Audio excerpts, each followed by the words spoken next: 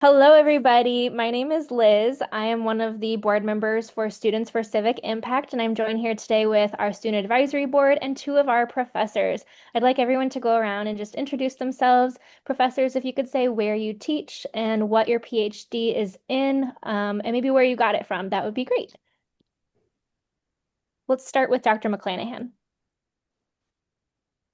Hello, my name is Dr. Andi McClanahan. I am a professor of communication at East Stroudsburg University of Pennsylvania. I got my PhD from Ohio University in communication and rhetorical studies, which is really persuasion. So happy to be here. Thank you for joining us. Dr. Magu? My name is Stephen Magu. I'm an associate now, professor of political science at Norfolk State University in Norfolk, Virginia. This is coastal Virginia, Norfolk, Hampton Roads. I teach courses in international relations, political science. I got my PhD from Old Dominion University. My PhD is in international studies, and I am delighted to be at this forum. Thank you. Chris, would you like to introduce yourself? And then we can popcorn with our other student advisors. Sure. Yeah. I'm Chris Adams. I just graduated from the University of Maryland, and I'm one of the student advisors. Hi everyone, I'm Layla. I'm a member of the Student Advisory Board and I'm an upcoming college freshman at the University of Missouri St. Louis. Hello, I'm Felix, and I'm a rising junior in high school in California. Awesome. All right, and our first moderator of today's discussion will be Layla, and she'll be interviewing Dr. Magu to start. All right, so welcome back. However, before we begin, I'd like to offer a previous recap of what we covered so far. Previously, alongside Doctors McEwen and Sakiev, we discussed the current state of the federal government, noting delays, layoffs, and functionality. Dr. Sakiev also explained how state governments handle so much of laws that impact our daily lives. We explored the potential constitutional crisis tied to limiting birthright citizenship and the speculation around Trump running for a third term.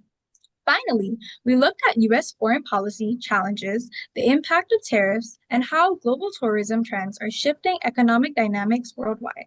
Today, we are accompanied by Drs. Magu and McClanahan to discuss topics related to human rights, foreign aid, and social media and free speech. And my first question for Dr. Magu, how is the Middle East and global community responding to the U.S. military operation in Iran? So thank you. That's a very interesting and important question, especially given the idea that this administration is really or has positioned itself as moving away from global engagement or, well, military engagements. And so to actually see the attacks or the bombing of nuclear sites, especially in Iran, is kind of a paradox. So the interesting thing is, and sometimes it's good to make friends around the world.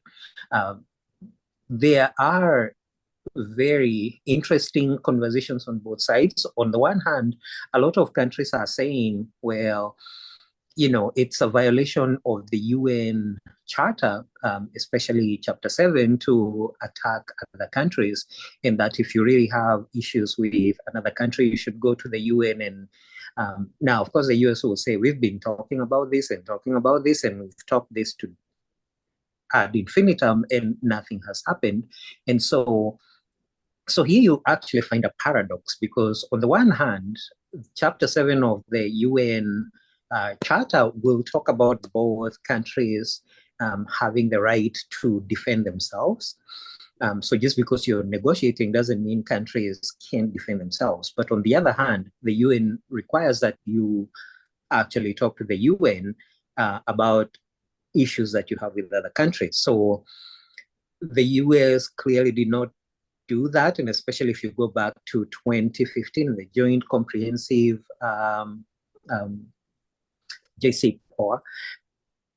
So the question is, when we make agreements, can we then go back and just say, well, we're just going to leave these agreements and then we are going to invade other countries? And so on the one hand, there's a question of, is the US an honest broker? Is the US, can it be depended upon, especially when it abrogates agreements that it has made? For example, that JCPOA, but also the Paris Climate Accord, which the previous two administrations, the first Trump administration kind of got away from. And so if you are internationally out there, you're wondering, where does the US stand on anything? And if they say, this is what we are doing, can you depend on them? Now, if you take Israel's position, Israel has always made this point that it's not going to allow Iran to have a nuclear weapon. And if you actually study the history of Israel in the region, it has attacked a whole bunch of countries that were trying to have a nuclear program. For example, Syria, I think, was attacked in 1981. Iraq, might have been Iraq that was attacked in 1981. And so Israel is just doing what Israel does with attacking countries that are trying to have a nuclear weapon, even though it has a nuclear program. It's estimated to have almost 100 warheads. And again, if now we move from the practicalities of global politics to the theories of global politics, and we think about something called mutual assured destruction or deterrence, there are these questions of whether having a nuclear weapon makes you more likely to be attacked by other countries or less likely. Now, if you're doing the calculations from, and I do not presume to speak for any of these countries, especially Iran, but if you're doing a calculation from an Iranian perspective and you're thinking, how do I secure myself? The way to secure yourself is to probably have a nuclear weapon. Now, I'm going to undercut that whole argument again and say India and Pakistan both have nuclear weapons. They were fighting each other, and none of them actually used them. So what good is nuclear weapons? And so when we really go back to the question of what are the debates going on out there, I think a lot of countries have considered the US as not a country you can really do business with. Like internationally, countries favor credible commitments, that when you say you're going to do something, you're going to do something and not do some other thing. If you say you're negotiating with a certain country over their nuclear program, and then you go back and attack them, then you kind of look like Japan in 1941, which said, well, we are negotiating with the US and then actually attacked the US. So again, when we think about how history is seen in hindsight, we have to keep in mind all, like, countries learn this history and they kind of think about it. And so is the US doing the world a favor together with Israel by reducing the number of countries that have nuclear weapons? That argument can be made. But from a country's perspective that has, it was one thing's negotiating, and I would hope in good faith, but then you got attacked. Then the question is, why would I even negotiate again if that is what negotiating gets me? Now, interestingly, the US still has, so when the Operation, I think, Midnight or something happened, Qatar got attacked. Now, that whole attack was telegraphed a long time ahead of it. And so, planes were moved, everything was moved. But again, if you think about Iran attacking Qatar, well, the US bases in Qatar, then the question is, are other countries now being drawn into the whole issue in a way that they wouldn't have been? And so, again, would I want to be a friend of the US if I'm going to be attacked. Now, I have very personal experience with this. Kenya was attacked in 1998, the embassy bombings. And so sometimes being allies with or, having such a military there, it can be, but there are conversations, I think, on both sides where some Arab nations are saying the US did a great thing, even though we are not going to say that. Other countries are wondering what is the point of negotiating. And so today I was reading another article that Iran is now rearming terrorist groups in the region. And so, again, we have to ask ourselves, what did this whole thing achieve? But one hopes the world is safer from nuclear annihilation, even though the nuclear clock is probably closer to midnight. But say too much, hope this is at least addresses part of or some of the question.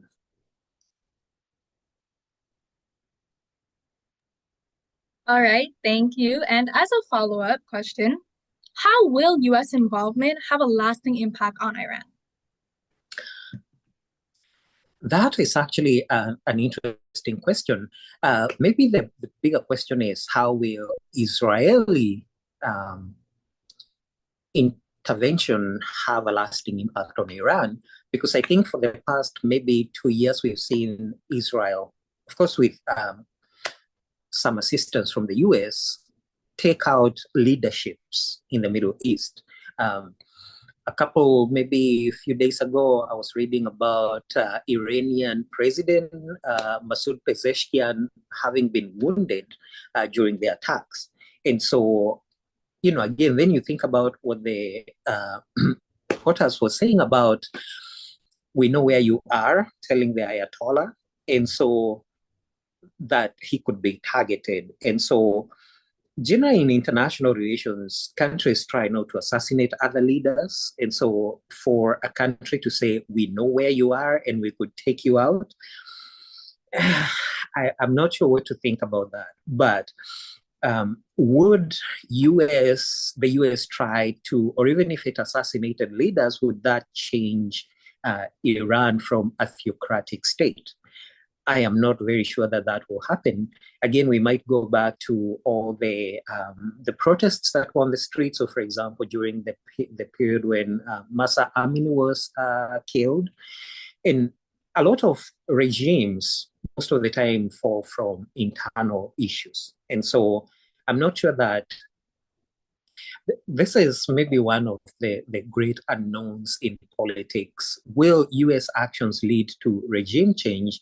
And even if there's a regime change, is that a better thing? If we look next door to Iraq, I don't think regime change with Saddam immediately had good outcomes. Even now, Iraq is still in the Iranian column. And so who is to say that if there is regime change, that is going to be favorable to the US?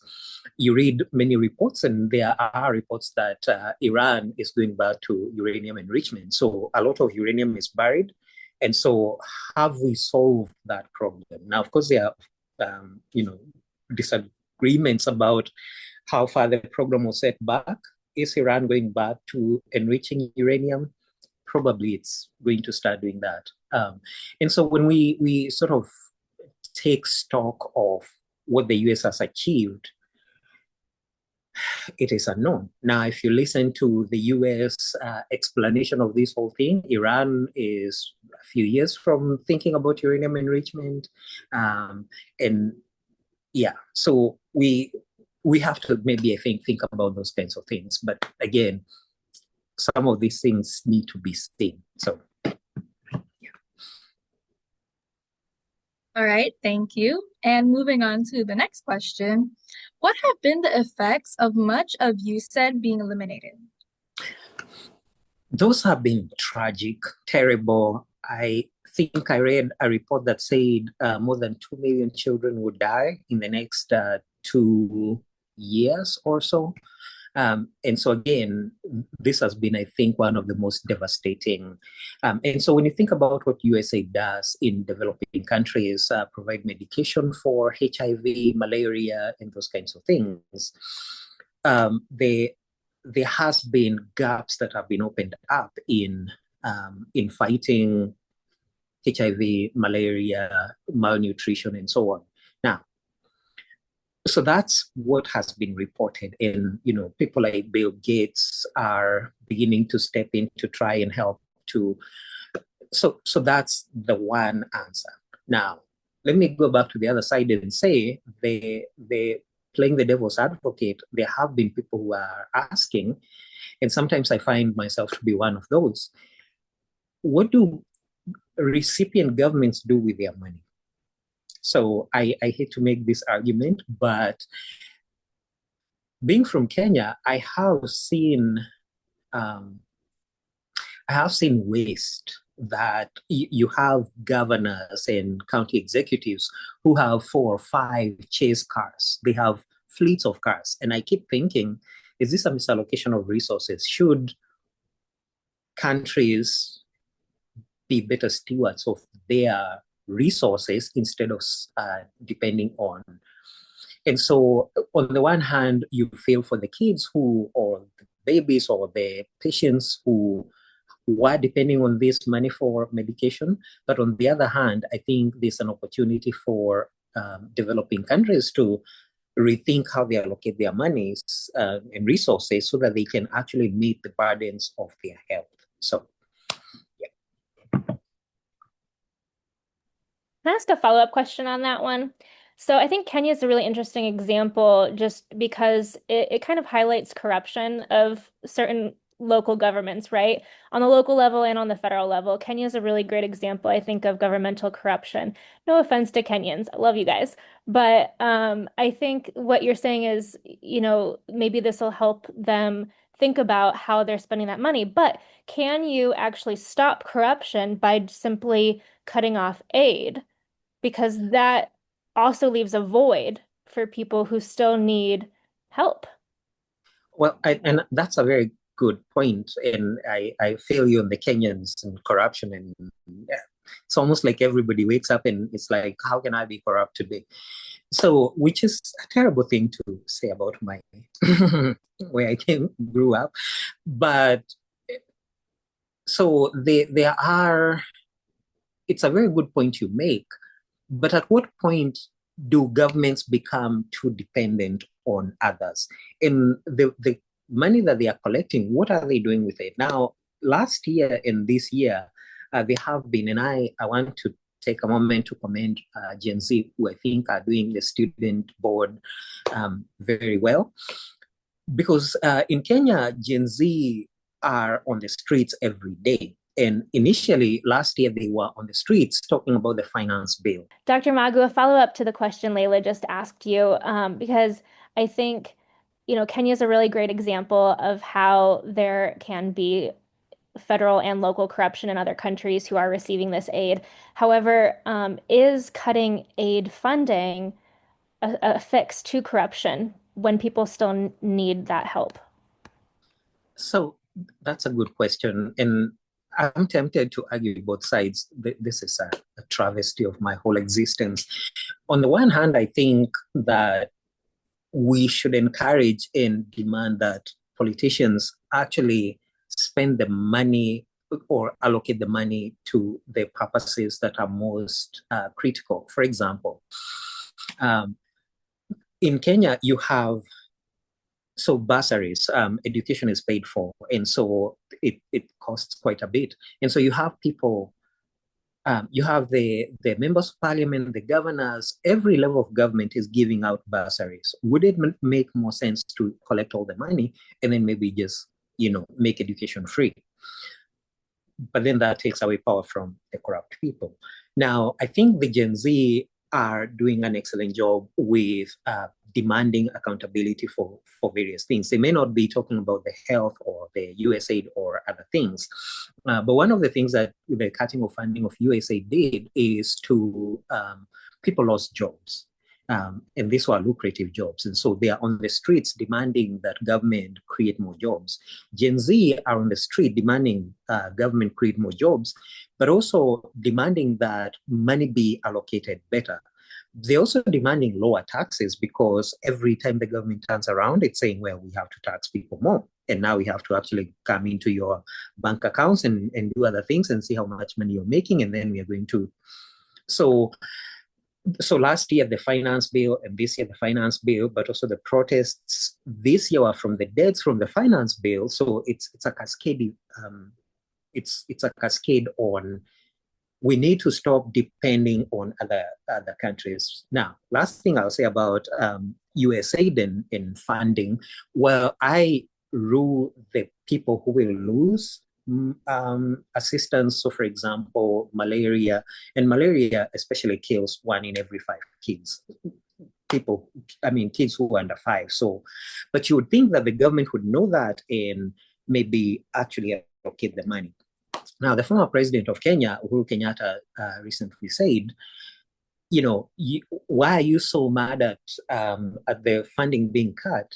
You don't pay taxes in the US, which, is kind of, but he's right. We pay taxes to the Kenyan government. The Kenyan government has an obligation to spend the money better. And so even as and I can't even say this with a straight face, it's terrible that babies are going to lose lives. But maybe we should all be on the streets in Kenya saying, we don't want our babies to lose lives, or HIV medicine to stop, or malaria vaccines and so on, so that, leaders can drive around in gasless. Like that is a misallocation of resources. And so I think there's a need to rethink how developing nations budget. All right, thank you. And I also do have a follow-up to my previous question. So, sorry. What are the long-term results that are likely to have been seen with USAID's absence? So I think the long-term effects, there's going to be health outcomes. There's going to be negative health outcomes. So, for example, I anticipate that maybe there might be more deaths from not having ARVs, and maybe higher mortality rates for maternal mortality rates among children. And I think, again, the question is, we are 3.5 years out of the next government. What's going to happen in 2029? Is the funding probably going to be restored? Because again, the USA doesn't just do health stuff. It also does, it supports women, it supports, youth groups and so on. So on the whole, I think the absence of the United States on the global scale or on the global platform, including supporting democracy in youth groups that are doing democracy and so on, is detrimental to the whole world. How the US responds in maybe another 3.5 years, if this becomes a permanent situation, then that's going to be, now, what we might see happen is private equity going to these areas, but we also see other countries, for example, the European Union provide more money. You see China moving into these spaces. And so for the United States, is this what the US wants to do? Is it giving up, influence to the Chinese? And, so the US can save $2 billion. I'm not sure that this is a very useful way to think about foreign aid for the United States. But again, maybe next year after the midterms, we are going to see a whole turnaround. But especially health, democracy, and so on, those are going to be affected in the very short term. All right, thank you. And moving on. What conversations are taking place on the international level about the US involvement with El Salvadorian prisons and human rights concerns? So here's the irony of, and I'm going to illustrate this with, again, protests that have been going on in Kenya. When Kenya was a one-party state, effectively a dictatorship, there was a U.S. ambassador called Smith Hempston who was really, he was a thorn in the government side. And so even though there were local protests, there was also a lot of action from the US on supporting human rights, multi-party democracy, and so on. Now, to see the things that are going on today, the US has always been known as a garant of, well, this might be ironic given its own history with with especially civil rights. But people kind of have known around the world that the US is a supporter of human rights. And so to see El Salvador and all that stuff going on, sometimes you're like, that doesn't sound like supporting human rights and democracy and so on. But also, if you think about the individual who is in charge of El Salvador, Nayib Bukele, and his move towards authoritarianism, so it's a shocking period of time for internationalism because it's lost a lot of democratic support. And so, but also, if you really look at this, there's a bigger trend in this particular presidency in not. So when, for example, we talk about Russia, what conversations are we having? Russia is misunderstood. Russia did not invade certain. So, again, bringing it back to El Salvador, it's the US is almost giving up its mantle for being a supporter of democratic rights. And that is not a good thing because now there's a vacuum where even the despots and the authoritarians who are slightly afraid of the US, now it's sort of like, nobody cares about human rights and democracy. So, hopefully we hope better ideas prevail about how governments treat their people, probably in the next 3 to 4 years. But it's a sad situation. All right, moving on. I'd like to shift topic into talk about something that's pretty big in education right now, travel bans. So my question for you, Dr. Magu, sorry. How are travel bans and study abroad restrictions affecting students and universities in the United States? So, excellent question, especially for an educator who came to the US first as an international student. So, there have been so many effects on education, whether it's from students being that whole episode where student visas were being revoked for things like, tickets, speeding tickets. Now, I don't think people should be speeding, but also historically there has not been enforcement against speeding tickets, and so to then find out that your status has been terminated, that was shocking and I think unfortunate. Because this, there are really very strict rules that are in place for students, for international students. But especially importantly is the fact that international students pay 3 times the amount of tuition American students pay. So if you think about, and I don't know how I feel about Harvard, but so for example, if you think about their international student body, which was about 28,000, and they had about 7,000 to 8,000 foreign students. 7,000 to 8,000 foreign students paid as much as probably the other Harvard University students were paying. And so for all those, the ability to provide scholarships and fellowships and those other things, a lot of it was supported by international students. And there are these rumors that I will repeat. I'm not sure if they are true. But for example, students who come from the Middle East pay their tuition sometimes 4-year increments. And so that is a lot of good money for universities. Now, when you take out that money, not just for even colleges in Virginia are finding this, for example, UVA, University of Virginia in Charlottesville, was under investigation. And, so when you make it so that international students can't come in, you're also affecting the financial ability of that institution, the jobs that grow around university campuses. So this a lot of now. I think the biggest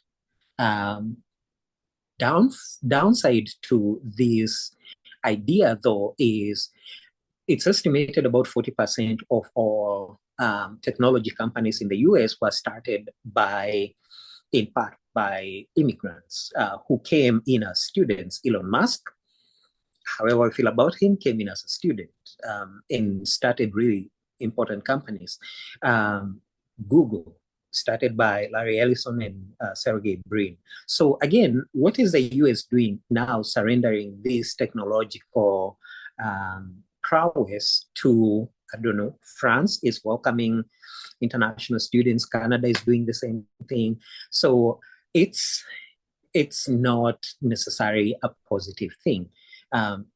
Now, international students who have been here are also afraid to travel. So again, think about not seeing your family for up to 4 years or those kinds of things. So it's really not a positive thing. But also it affects American students, because if you can't go study abroad, are you the same competitive? Do you know what the other side is doing? So when you begin to compete for jobs internationally, so there are these really nefarious impacts of travel bans and those kinds of things. And I don't know how it's a good thing for the United States. I'm going to jump in here, Dr. Magu. Like, the one thing we always talk about the students, but I have seen such an impact with international professors. And that question of, do I stay in a place where I'm unable to connect with my family, as I'm going through my life or not? And these new regulations and travel bans have really put those questions kind of at the forefront of a lot of faculty's minds. And I always think about what a loss that is for students who are learning from those professors, and what that is going to do for the impact on education for our future leaders. All right, thank you. And as a follow-up, Dr. Maga, how could the immigration pipeline change as a result of the student visa restrictions? So that's an interesting question.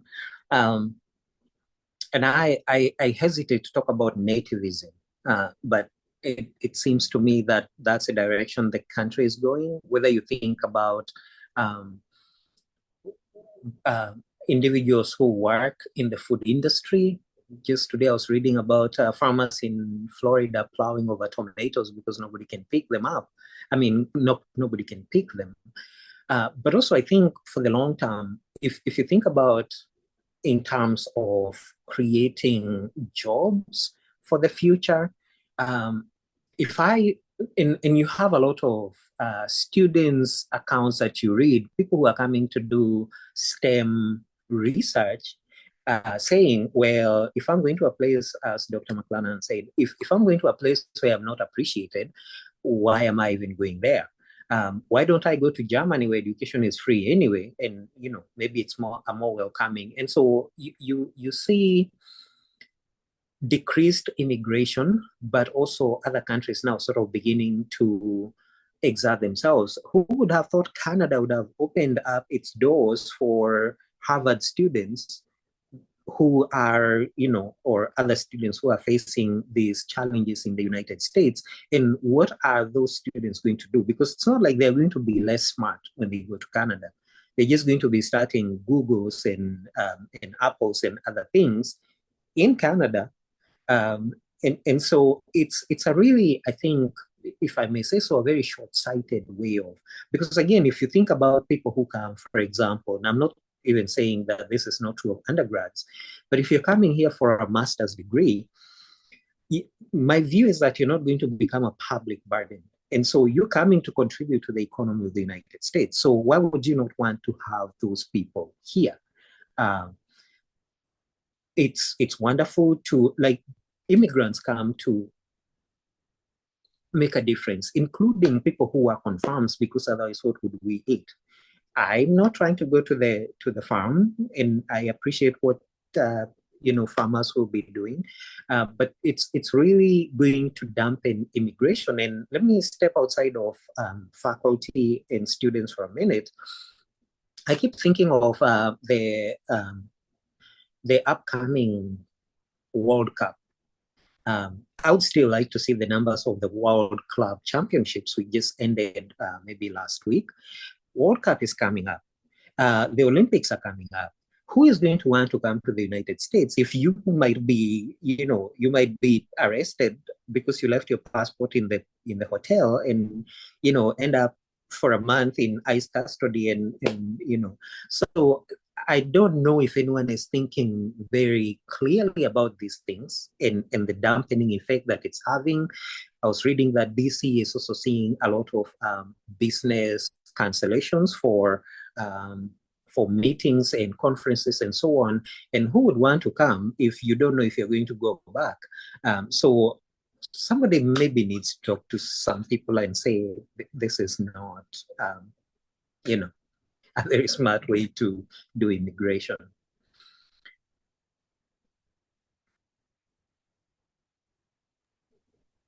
All right. So, oh, sorry. Go Sorry, I ahead. was gonna say, that kind of concludes our time for what we have for Dr. Magu. So thank you on behalf of all the Students for Civic Impact, Dr. Magu, for being with us. And just like Dr. McClanahan joined in for your conversation, please feel free to chime in when you hear a question on the next section that you think you can speak to. Our next interviewer is going to be Rishika. Rishika, you'll be interviewing Dr. McClanahan about social media and free speech. Hi, Dr. McClanahan. We will be interviewing you today now. So I want to start off with the question, to what extent is free speech a concern in the media right now? All right. Thank you, Rashika. I would say that while the United States, we are bombarded with so many issues currently that we could be discussing, as we've seen with Dr. Magu, and I'm sure you saw with Dr. McEwen and Sakiev. I actually think the issue of free speech and the media is probably one of the most pressing and perhaps the longest lasting in terms of implications that we have.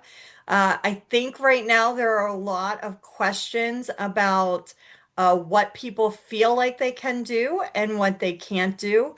Um, as we've seen with certain uh, news organizations being sued and reaching quick settlements, even though those of us that study the media are going, you should have gone to court. But the quick settlements that feel a little like an admission, and that is concerning, I think, for the future of broadcast media. And then when it comes to social media, obviously we are always at the whim of the private organizations or entities that run those social media sites, and they get to dictate what is allowed and what is not allowed. And I think we're seeing more problems with that and being more political. And then we also have the issues with the protest happening. So that was a lot that I just threw at you. No, Lots of. that's completely okay. I like that. And speaking of the protests, they happened in LA where a reporter was shot with a rubber bullet while reporting. And I just want to ask, given that the journalists in LA were clearly identified as members of the press and they were not protesters, what are the legal and ethical implications of how they were treated there? So when it comes to protesting as the press, the press did, at least from somebody viewing it, in terms of news stories, it seems like the press did everything they were supposed to do in terms of they identified themselves, they made sure that they wore clear press credentials throughout, they made sure that they said over and over again, we're the press. And one of the things that I think it's important to keep in mind is that when press individuals are arrested at protests, it tends to be for what they deem as trespassing. So that could be anything of, somebody in the press crossed the line into private property and law enforcement are like, okay, now we can arrest them. If law enforcement says that they have to disperse and they don't disperse, they are able to arrest the press. Um, I would say uh, it's always open for interpretation. The one thing that I would say that I think is useful now is that so many law enforcement officers are actually wearing body cams so that they can actually see whether or not someone is being arrested appropriately or not. They definitely should not have been hit with a rubber bullet. Like that, definitely not the way to go, but it's tricky. It's very tricky. So Yeah.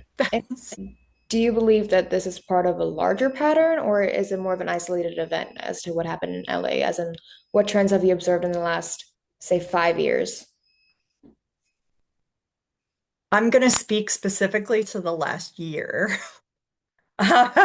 because um, I think that what we're seeing in terms of the press, and the one thing that I would encourage people to do is to look at the Freedom of Press Index that is published online. And, a lot of people think of the United States and we think, oh, we've got such good freedom of the press. We're usually in the 50th, 50 range for where we rank in the world in terms of free press. And that is that whole idea of, how safe do individuals in the press feel to cover the news without threat of being arrested or without threat of being sued by it. If you think about it, press is supposed to explore ideas, right? And there is that element of, they are held to an ethical standard. Um,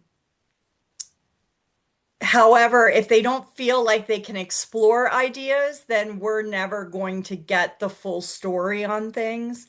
And I think we're seeing that more and more. I do think we are seeing more targeted with law enforcement as well as lawsuits when it comes to what is being covered in the press. And that is extremely concerning, especially because, and this is the one thing too that I'll say, and it won't be a surprise, the United States typically ranks among the top three of all countries that value freedom of speech.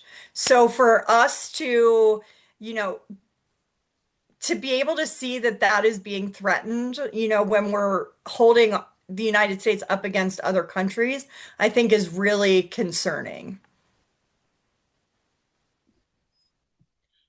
And do you think that incidents like what happened in LA suggest a larger trend in how journalists are perceived by law enforcement during times of especially political tension or even political unrest? Yes. I It's definitely becoming much more political in terms of, I think instead of laws being enforced, I feel like people's personal values are being enforced. So people are acting on how they feel laws should be rather than what the law actually is. And I think it will be interesting as like some of these cases play their way out through the courts. I definitely think, we're not going to have a firm answer as to whether this was, okay in terms of legally um, for quite a while because we'll go through the whole process of a court ruling one way and then there'll be appeals and then it'll go somewhere else. And, I think the trust in the courts is also going down, which then adds to even more questions of uh I think a lot of people are very uneasy with the ambiguity of what people are able to do and how individuals are going to enforce the laws that we have currently. I would not want to be a member of the press right now. May I, Sorry. may I jump in really quickly? As Dr. McClanahan was speaking, I wanted to look at the Press Freedom Index, and I'm shocked to see countries like Jamaica, South Africa, Namibia, Cape Verde, um, Timor-Leste, Gabon, Mhm. Ghana, Liberia, Sierra Leone are all ranked above the United States in press Mhm. freedom, which is mind-boggling because you don't think those as the bastions of press freedom in any, yeah. So Right? yeah, And that's and our ranking is going down. Like we have seen, and I have no doubt that in 2026 we're going to be a little lower, because it does take into consideration that whole idea of how safe journalists feel covering the issues, because that is a huge part of freedom of the press. You have to five, have people who are willing, literally 5 spots above countries like the Congo, which is it's yeah. right?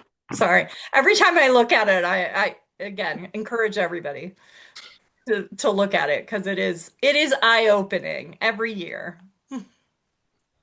What do you think the implications are that the United States is not even in the top five of, and like they're not even ranked in the top five in the press freedom? Hmm.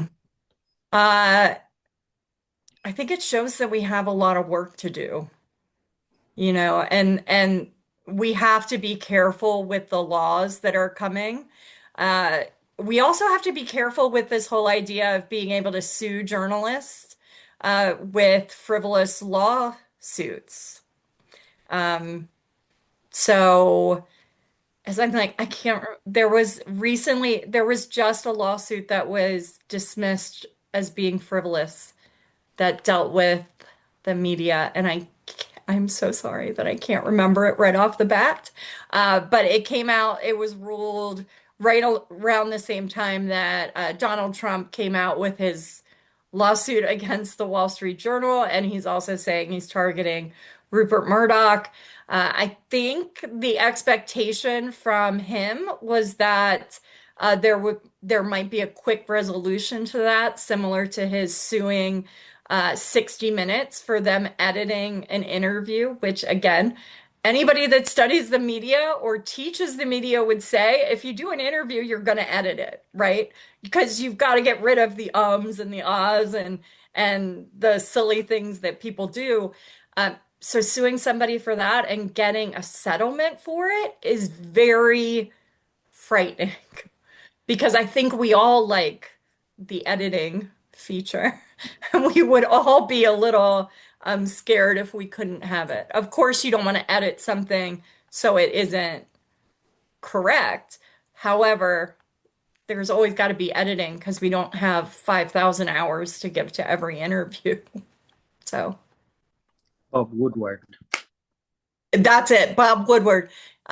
There was a lawsuit and the thank you, Dr. Magu, that it was dismissed as frivolous. Yeah, and then to add on to that, what are the risks to democracy when the press is hindered, like in this example, intentionally or not, from doing its job? Well, we're definitely not getting all sides of the story. And I would say that anybody who studied the media would say that, I don't know that we ever got all sides of a story. We do hope on some level that the ethics of journalism will provide us with the most pertinent information. I think there is a concern in terms of uh, the amount of coverage that's given to one side versus the other. So, for instance, we no longer have the fairness doctrine that went away in 1987, and that was a law that said that news organizations had to provide equal coverage for different sides on an issue, and that was eliminated in 1987. So we're definitely with the threat of lawsuits and the threat of Twitter or X rants that could affect somebody professionally. I think we're running the risk of there being too much coverage on one side and certain issues being ignored on the other. All right, thank you. And now the next couple of questions are for both Dr. McClanahan and Dr. Magu. So how does all of this, in terms of what we've said so far, compare to how journalists are treated at protests in other democratic countries? I'll let you jump in for that, Dr. Magu. Yes, so let me actually use that illustrate an example of recent protests in Kenya, where the government decided two things. One, they blocked off the capital, and for a minute, internet was going down in those kinds of things. But one of the other things that they did was they shut down broadcasts, like live broadcasts. The allegation was that people were looking at the broadcasts and coming out to do more protests, which I'm not sure that I bought. And so the press were also prevented from covering now, if you look at the Kenyan constitution, there's a whole thing about the freedom of press and so on. So in Kenya is, I think, quite pretty well ranked as a democracy if you look at the democratic rankings. And so if you can do those kinds of things, but also if you can see the things that are going on in LA and think about this is what democracies are doing, what is the guardrail of people knowing what is going on, but also if governments can sue people, which, as you mentioned previously, I think is just a cop out, especially if I was looking at the executive orders and how they've been sort of not really gone the way some people thought they were going to go. Now, I can say I wish the press would grow a spine. However, I think sometimes you need to go to court and fight these things. And, especially if you can get injunctions. So eventually the Supreme Court of Kenya determined that the Communications Authority of Kenya was erroneous in shutting down broadcasts, that they cannot do that. And that was pretty quick because 25th of June and now we are almost 20th of. So that case went by quickly. So I think there's some fight back if you go to court and then have courts interpret what constitutions mean and what freedoms there are. So I think even here, maybe we should have courts maybe determine some of these, but I commend what journalists do. But again, if we are borrowing the example of the greatest democracy in the world, the United States, and what it's doing to journalists, I fear for the freedom of the press. In what it's going to look like going forward, especially the next 3.5 years. Mm-hmm. All right, thank you. And then, Dr. McClanahan, do you have anything to add to that? I don't. I don't. Sorry. Okay, thank you. And then looking ahead in terms of prevention and policy, what should news outlets and advocacy organizations be doing to prepare and protect their reporters in high-risk situations? Again, this question is open to both Dr. Magu and Dr. McClanahan. I think the biggest thing is that the journalists have to have trust in the organizations they're working for. I think that is a big issue that's happening right now in terms of whether or not the news organization or broadcast network is going to stand behind their journalists, because we've seen so often journalists being fired for or losing their shows or whatever because of something they said, and I'll bring up Colbert, Stephen Colbert in the Late Show. They are claiming it is financial. And, it very well could be somewhat financial in terms of he is an expensive host. It's an expensive show. However, it's the best late night show. It's consistently ranked the #1 late night show. So it is surprising.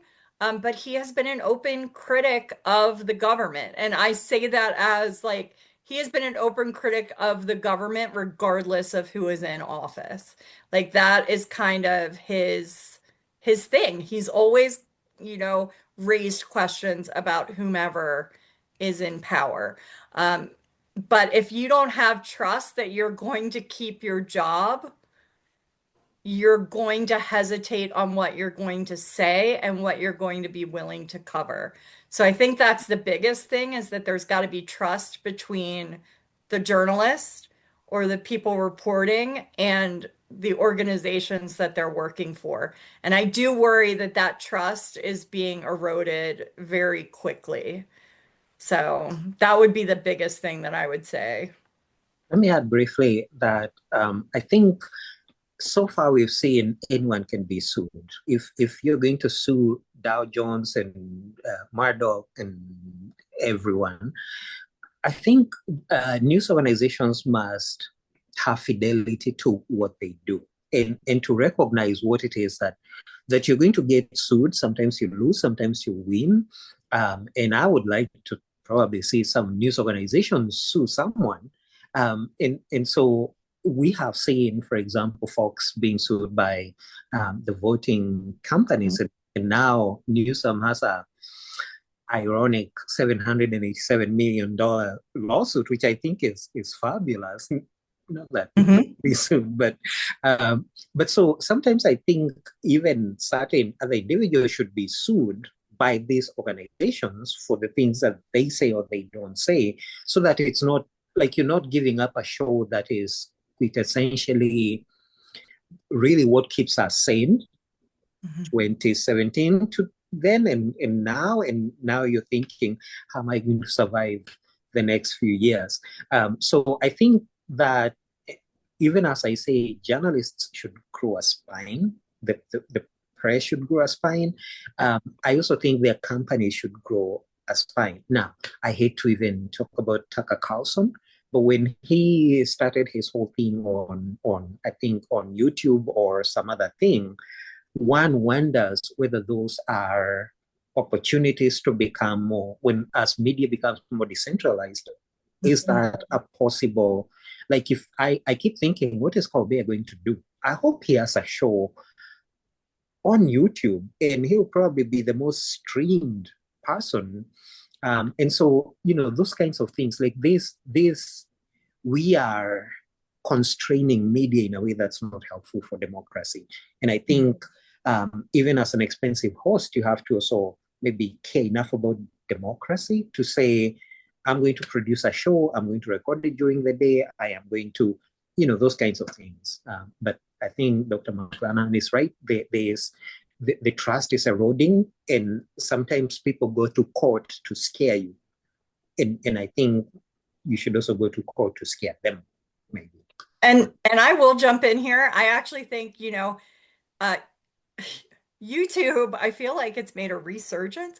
Like even more people are watching it because let's be real, no one's tuning in and watching like CNN unless they're sitting in an airport. Most people are not watching Fox News or uh, MSNBC, but they are tuning into YouTube. And the nice thing about, I mean, there's a lot of downfalls with social media, and YouTube can be classified as social media.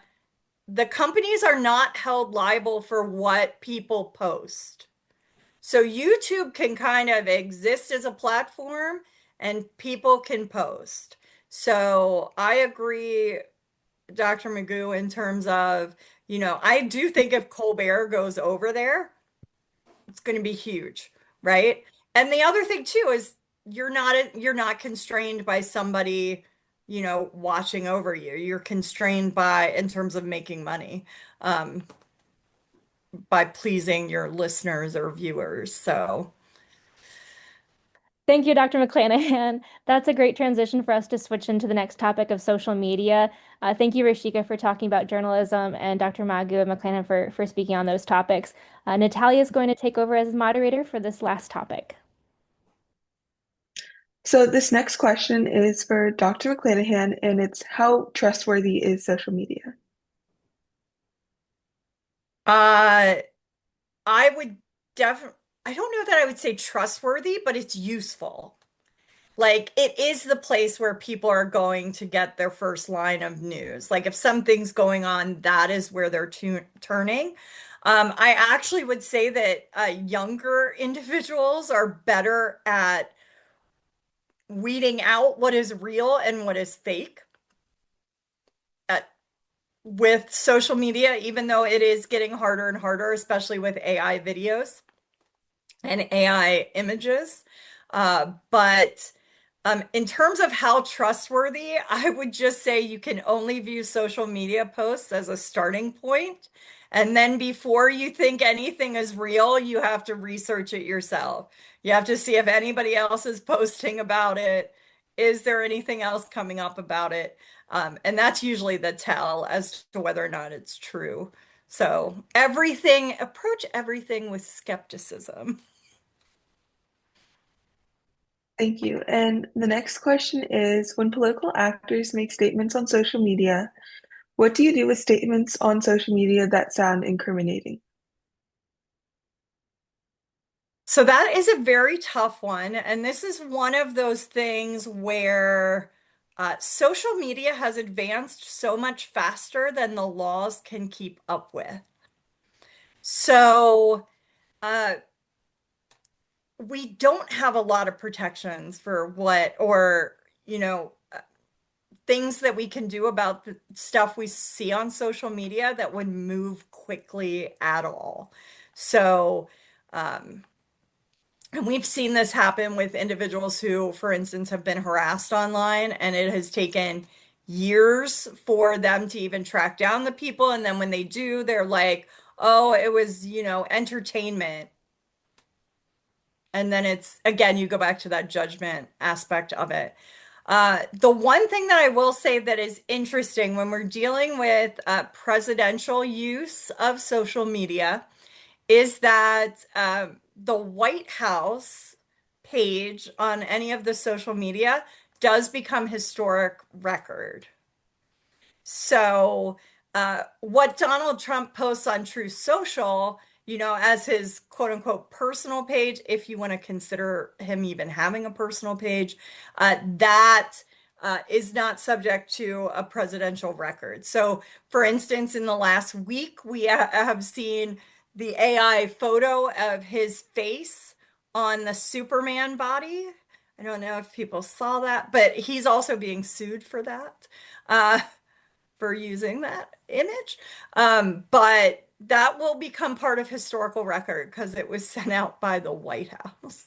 So I think we have to be careful about how people in 50 years are going to look at all of these posts and say, wow, why didn't anybody do anything about that? And maybe we need to start figuring out how to make some laws regarding that as well. So there's a whole lot we could talk about with politics and social media. There's a lot. Whole hour or two. Is there anything else that either professor wants to add from our discussion or any final questions or comments from our student advisory board members? We will be hosting more discussions in the future, so thank you for this initial conversation with us, Dr. Magu and Dr. McClanahan. It's been great. Thank you for bearing with us and scheduling and all the different things that this took to get here today. So thank you. May I jump in? I do have a final thing. Sure. Pay attention to what's going on around you in terms of, looking at social media and what is being posted and the lawsuits that are happening, but also know when to step away from it. Um, And I say that as someone that studies it, and I find myself up at like 4 in the morning, doom scrolling, and I'm like, you've got to stop because this is not going to resolve itself in the next hour. So we all just, maybe that's for me and No, I everybody mean, I think that's something that we've at the probably, moment. many of us have probably heard before is like sometimes not reading the comments is self-care. Yeah, Um, 100%. at a time limit if that's you, but definitely stay aware because there is a lot going on internationally and domestically, and that's why we're here to be able to have these conversations and understand what's going on. So thank you for helping us bring that academic perspective, and thank you also to our student advisory board members for helping create these questions and edit these questions and moderating this discussion today. Have a great night, everybody. Goodbye. Thank you.